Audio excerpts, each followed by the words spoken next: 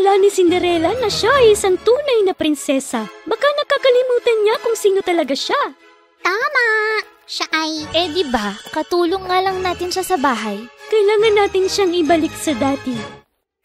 Sabihin nyo, anong uri ng plano ang gusto nyong lutuin natin ngayon? Maghurno ka ng isang malaki, masarap at kamangha-manghang cake. Ngunit ang sangkap, ikaw lang ang makagagawa. Narinig nila na may tumatawag sa likod nila.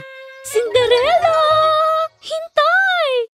May dalang isang malaking pasalubong sina Lady Puffy, Cassandra at Jezebel. Humihingi kami ng tawad sa lahat ng masamang nagawa namin. Kalimutan mo na ang mga nakalipas natin. Dahil kami naman ay iyong pamilya, Iha. Di, magiging mabait na kayo sa akin? Oo naman. Tingnan mo, ginawan ka namin ng cake. Sana patawarin mo na kami.